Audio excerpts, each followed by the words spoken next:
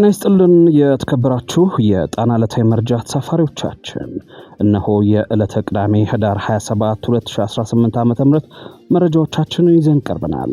ለመከታተል ያመቻችሁ ዘንድ አስቀድመን የመረጃዎቹን አንኳር ነጥቦች እናስተዋውቃችሁ። የፋኖና የብልጽግና ሰራዊት ውጊያ ዛሬም እንደቀጠለ ሲሆን ፋኖም ድል እየተጎናጸፈ ቀጥሏል። ከጦር አውድማ ያሰባሰብናቸው መረጃዎች ይዘናል። በሰዓቱ ወደ እናንተ ይደርሳል። በራያና በትግራይ ተከታታይ የቦምብ ፍንዳታዎች መሰማታቸው ሲታወቅ የመቀሌዎቹ ታጣቂዎች ጥያቄ በመጨረሻም ህወሓት ላይ አነጣጥሯል ተብሏል። በዚህ የደነገጠው ህወሓት አካል ጉዳተኛ ታጣቂዎች ተቃውሞ እንዳያሰሙ ክራንችና ዊልቸራቸውን እየነጠቀ መሆኑን ተሰምቷል። ይሄም አንዱ የዕለተ ቅዳሜ መረጃችን ነው፣ ሰሙታላችሁ። የፕሬዝዳንት ዶናልድ ትራምፕ መንግስት ኢትዮጵያን አስመልክቶ አንድ አዲስ የደህንነት መረጃ አውጥቷል። በዶናልድ ትራምፕ ፊርማ የወጣው ይህ የአሜሪካንን ቀጣይ የብሔራዊ ደህንነት ፖሊሲ አካሄድ የሚወስነው ሰነድ የአብይ አህመድ መንግስት ከኤርትራ ጋር ብቻም ሳይሆን ከሶማሊያም ጋር ሊዋጋ እንደሚችል ያነሳል። ይህንን መረጃ አጠር አድርገን በቀዳሚነት እነግራችኋለን። ጀነራል አልቡርሃን የእስልምና ሀገረ መንግስት እንዲመሰረት የሚሰብከው የሙስሊም ወንድማማቾች ህብረት ሱዳን እንዳይደርስ ብለዋል። ጀነራሉ ምን እያሉ ነው የሚለውን መረጃም አጠር አድርገን እናደርሳችኋለን። የአብይ አህመድ ወዳጇ ዩናይትድ አረብ ኤምሬትስ በምዕራብ አፍሪካ ውስጥ በሚንቀሳቀሰው የአልቃይዳ ክንፍ የታገተባትን አንድ የሉላን ቤተሰብ አባል $20 ሚሊዮን ከፍላ ማስለቀቋ ተዘግበዋል። ይህን ያህል ብር የወጣበት ሰው ማን ነው የሚለውን ጨምሮ ተያያዥ መረጃዎችን ይዘናል። ከኛ ጋር ስትቆዩ የምታደምጡት ይሆናል። የተወደዳችሁ አድማጮቻችን አብራችሁን ስትቆዩ እነዚህና ሌሎች መረጃዎች ሰማላችሁ። አክብሮታዊ ግብዣችንን እያስቀደምን ወደ ዝርዝር መረጃዎቹ እናመራለን።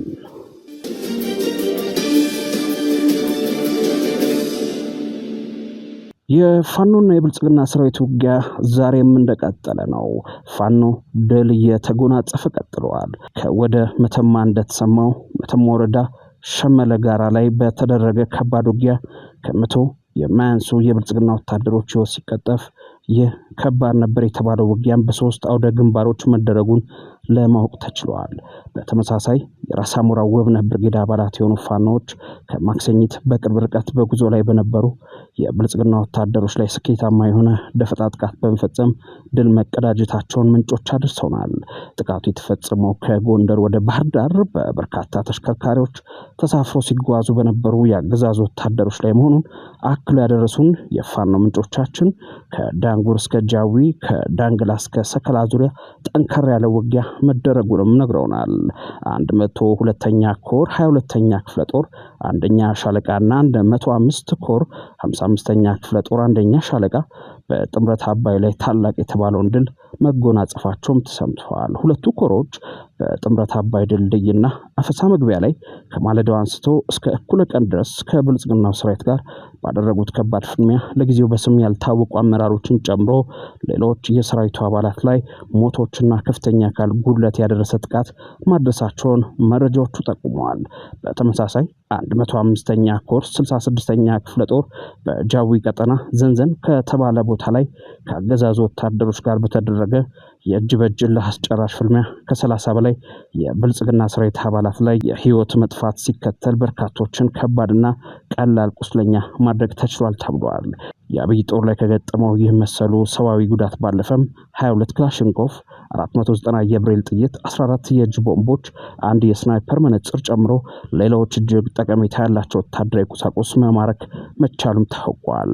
ምንጮቻችን እንደሚሉት በዚህና በሌሎቹ የፋኖ ድሎች የተደናገጠው መከላከያ ሰራዊት በደረሰበት ሁሉ የደረሰ ሰብልን እያቃጠለ የሚገኘውን ማህበረሰብ እያፈነ ገንዘብ እየተቀበለ ይገኛል ተብሏል።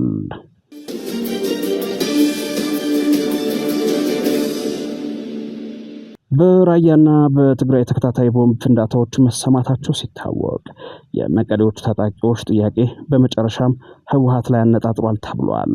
ትላንት ዳር 26 ቀን ከምሽቱ 5 ሰዓት ገደማ እስከ እኩለ ሌሊት ባለው ጊዜ ውስጥ በራያና በትግራይ ተከታታይ ቦምብ ፍንዳታዎች መሰማታቸው ምንጮች አድርሰውናል። ቦምቦቹ በራያ አላማጣ ከተማ 2 ጊዜ፣ በትግራይ ደግሞ ማይጨው ላይ ሲፈነዱ የፍንዳታዎቹ ኢላማ ግን ወታደራዊ እንዳልነበረ ምንጮቹ ጠቁመዋል። በተመሳሳይ መረጃ በመቀሌ ከሌሊቱ 9 ሰዓት አካባቢ የተኩስ ልውውጥ ሲሰማ ይኸው የተኩስ ልውውጥ በከተማዋ በሚገኘው ሐውልቲ ተብሎ በሚጠራው አካባቢ መሆኑን ምንጮች አክለው አድርሰውናል።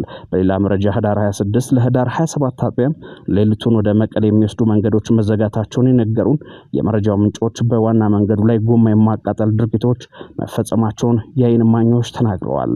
በተለይም ከመቀሌ ደቡባዊ አቅጣጫ ወደ ማይጨው መስመር ሁለት ቦታ ጎማ መቃጠሉ ሲነገር በዚሁ መስመር ባሉት ከተሞች ህዝባዊ የትግል ጥሪን የሚቀሰቅሱ በራሪ ወረቀቶች በትግርኛ ቋንቋ ተጽፈው መበተናቸውም ተሰምተዋል። ይህንን ህዝባዊ የአመፅ መረጃ በስፋት ሲያሰራጩት የታዩት ደግሞ የትግራይ ሰላም ኃይሎች በመባል የሚጠራው ተፋላሚ ኃይል ደጋፊዎች መሆናቸውን የሚጠቅሱት ምንጮች ይህም በከተማዋ በቀጣይ ለሚነሳው ህዝባዊ አመፅ በመሪነት ማን ሊሳተፍ እንደሚችል ጥቆማ የሰጠ ድርጊት መሆኑን ነግረውናል። ከዚሁ መረጃ ጋር በተያያዘ ሰሞንኛውን የመቀሌ ወታደራዊ አመፅ ተከትሎ ታጣቂዎች ለህወሓት ፖለቲካዊና ወታደራዊ አመራሮች ጥያቄ አቅርበዋል ተብሏል። ጥያቄያቸው ሁለት አውድ እንዳለው የሚያነሱት የመረጃው ምንጮች አንደኛው ጥያቄ ከአስተዳደርና ጥቅማጥቅም ጉዳዮች ጋር የተያያዘ ሲሆን ሁለተኛው ከግዳጅና ከወታደራዊ ስምሪት ጋር የተሳሰረ ነው ተብሏል። ታጣቂዎቹ ለህወሓት ካቀረቡት ጥያቄዎች መካከል ማነው ጠላታችን? ከማን ጋር ነው የምታዋጉን? የታጣቂው ችግር በእርግጥ ታውቃላችሁ ወይ? እስከ መቼ በዚህ መንገድ እንኖራለን? ምሽግና የቀብር ዋሻ ውስጥ እንድንኖር ነው ወይ የተፈለገው የሚሉ ጥያቄዎች መነሳታቸውም ተሰምተዋል። በህወሓት አመራሮች በወታደራዊ ኃይሉና በጊዜያዊ አስተዳደሩ ፕሬዝዳንት ሌተናንት ጄኔራል ታደሰ ወረደ መካከል በተፈጠረ ልዩነት ትኩረት ያደረገው የታጣቂዎቹ ጥያቄና ወታደራዊ አመፅ በመጨረሻም በጄኔራሉ ላይ መፈንቅለ ስልጣን እስከ ማድረግ ሊደርስ እንደሚችል የጉዳዩ ተንታኞች ይገምታሉ። ከዚሁ የትግራይ መረጃ ሳንወጣ ህወሓት አካል ጉዳተኛ ታጣቂዎች ተቃውሞ እንዳያሰሙ ክራንችና ዊልቸራቸውን እየነጠቀሙ ተሰምተዋል።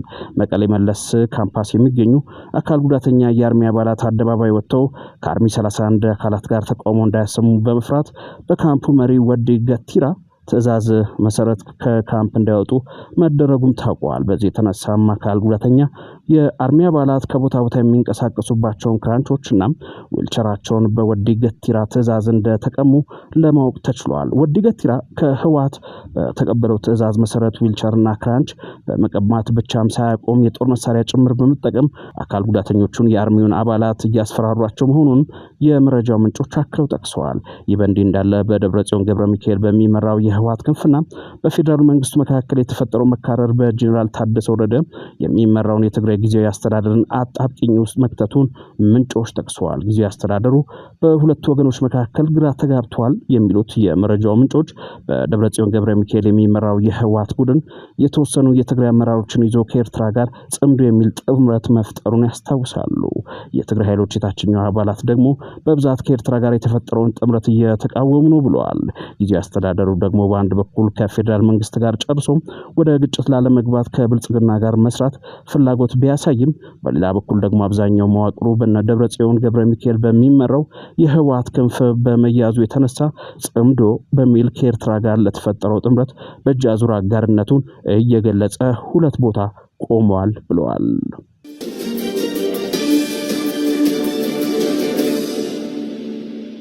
በጀነራል አልቡርሃን የሚመራው የሱዳን መንግስት የእስልምና ሀገረ መንግስት እንዲመሰረት ከሚሰብከውና በሱዳን በግብጽና በሌሎች ሀገሮች ፖለቲካ ውስጥ ግዙፍ ተጽዕኖ ካለው የሙስሊም ወንድማማቾች ቡድን ጋር ግንኙነት እንደሌለው ለማሳየት ከፍተኛ ጥረት እያደረገ ነው ተብሏል። የሱዳን ጦር ኃይሎች ዋና አዛዥ የሆኑት ጀነራል አብዱልፈታህ አልቡርሃን ለአልአረቢያ የዜና ጣቢያ በሰጡት ቃለ ምልልስ የሱዳን ህዝብ በቀሰቀሰው አብዮት የሙስሊም ወንድማማቾች አገዛዝ አስወግዷል፣ እኛም በማንኛውም ሁኔታ ተመልሰው እንዲመጡብን አንፈቅድም ሲሉ ተናግረዋል። ራሳቸው ጀነራል አልቡርሃን ከሙስሊም ወንድማማቾች ህብረት ጋር ግንኙነት ባለውና ሱዳን እንደ አውሮፓውያን አቆጣጠር ከ1989 እስከ 2019 ሲገዛ በነበረው ብሔራዊ እስላማዊ ግንባር ስር ለረጅም ጊዜ ያገለገሉ ከፍተኛ ጀነራል መሆናቸው ይታወሳል። ግንባሩ የሙስሊም ወንድማማቾች መደበኛ ቅርንጫፍ ባይሆንም መሪዎቹ በወንድማማችነት አስተሳሰቦችና የአደረጃጀት ዘይቤዎች ላይ በእጅጉ ተመርኩዘው ነበር። ይህም አልቡርሃን የቀድሞውን የሱዳን አገዛዝ ሙስሊም ወንድማማችነት ብለው እንዲጠሩት ምክንያት ሆነዋል። አልቡርሃን ከ4 ዓመታት በፊት ስልጣን በያዙ ማግስት የቀድሞውን ፕሬዝዳንት ኦመር ሐሰን አልበሽርን ጨምሮ እስር ላይ የነበሩት ብዙ ታዋቂ የሙስሊም ፖለቲከኞችን ከእስር መፍታታቸው ይታወሳል። ይህ የአልቡርሃን መግለጫ የአሜሪካ መንግስት በተለያዩ ሀገሮች ውስጥ የሚገኙ የሙስሊም ወንድማማቾች ቅርንጫፎችን እየገመገመ ባለበት ወቅት የተደረገ መሆኑም ተጠቅሷል።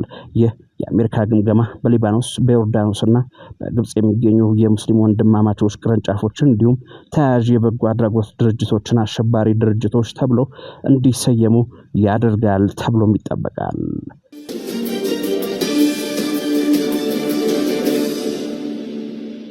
የፕሬዝዳንት ዶናልድ ትራምፕ መንግስት ኢትዮጵያን አስመልክቶ አንድ አዲስ የደህንነት መረጃ አውጥቷል። በዶናልድ ትራምፕ ፊርማ የወጣው ይህ የአሜሪካንን ቀጣይ የብሔራዊ ደህንነት ፖሊሲ አካሄድ የሚወስነው ሰነድ የአብይ አህመድ መንግስት ከኤርትራ ጋር ብቻም ሳይሆን ከሶማሊያም ጋር ሊዋጋ እንደሚችል ያሳያል። ቀጣዩ የአሜሪካ የአፍሪካ ቀንድ ፖሊሲ በቀንዱ ሀገራት ውስጥ ምንም አይነት ጦርነት እንዳይከፈት አስቀድመው መከላከል መሆን እንዳለበት የሚደነግገው ሰነዱ በኢትዮጵያና በኤርትራ እንዲሁም በኢትዮጵያና በሶማሊያ መካከል ሊፈጠር ይችላል በሚል አሜሪካ የገመተችውን ውጊያ ማስቀረት እንደሚገባም አብራርተዋል። ሰነዱ የባህር በር የሌላት ኢትዮጵያ የቀይ ባህርን መዳረሻ ለማግኘት የምታደርገው ጥረት በአጎራባቾች መንግስታትና በግብጽ ተቃውሞ ስለገጠመው ውጥረቱ እንደጨመረም ይጠቅሳል። በፕሬዝዳንት ትራምፕ የተፈረመው አዲሱ የአሜሪካ ብሔራዊ ደህንነት ስትራቴጂክ ሰነድ አሜሪካ ከአፍሪካ ጋር ያላትን ግንኙነት እንደቀየረ የሚያሳይ ሲሆን ትኩረቱን በኢትዮጵያና በሰፊ አፍሪካ ቀንድ ውስጥ ግጭትን ለመከላከል በሚደረጉ ጥረቶች ላይ አድርጓል።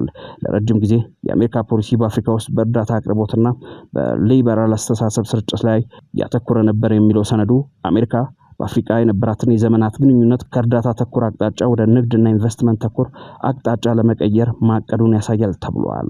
ስትራቴጂው በዲሞክራቲክ ኮንጎና በሩዋንዳ እንዲሁም ሱዳን ውስጥ ያሉትን ግጭቶች ለመፍታት የሚኖሩ እድሎችም ዘርዝሯል። በተለይም በአፍሪካ ቀንድ ውስጥ እየተፈጠሩ ያሉ አለመግባባቶችን መከላከል እንደሚያስፈልግ ይጠቅሳል። የኢትዮጵያን ከሶማሊያና ከኤርትራ ጋር ያለውን የተወጠረ ግንኙነት በስም ጠቅሷል። ይኸው ሰነድ አሜሪካ ለሚቀጥሉት 10 ዓመታት የዓለም ጠንካራ ሀብታም ሀያልና እጅግ ስኬታማ ሀገር ሆና እንድትቀጥል ከዓለም ጋር እንዴት እንደምትግባባ ግልጽና ትኩረት ያደረገ ስትራቴጂ ያስፈልጋታል ሲልም ይደመድማል።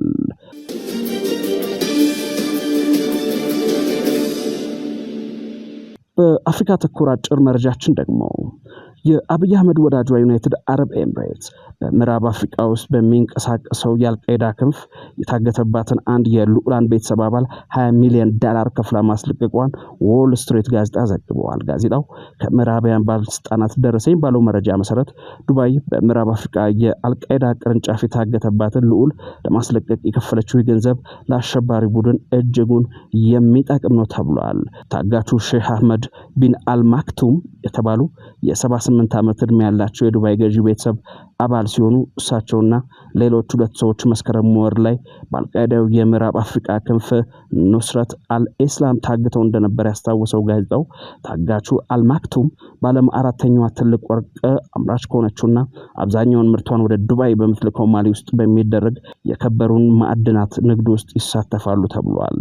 ይህ $20 ሚሊዮን የማሊን ዋና ከተማ ባማኮን እየከበበ ላለው ጽንፈኛ ታጣቂ ኃይል ከሰማይ ወረደ መና ተደርጎ እንደሚቆጠር የጠቀሰው ዘገባው ይህም በምዕራብ አፍሪካ ቀጠና ጸረ ሽብር ዘመቻ ላይ ለሚሳተፉትና አሜሪካና ፈረንሳይ ትልቅ ዶብዳ ነው ተብሏል።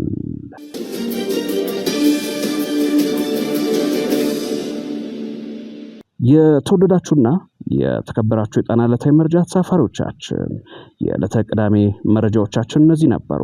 ዕለታዊ የጣና መረጃዎች እንዲደርሷችሁ ቻናላችንን ላይክ እና ሰብስክራይብ በማድረግ ቤተሰብ ይሁኑ።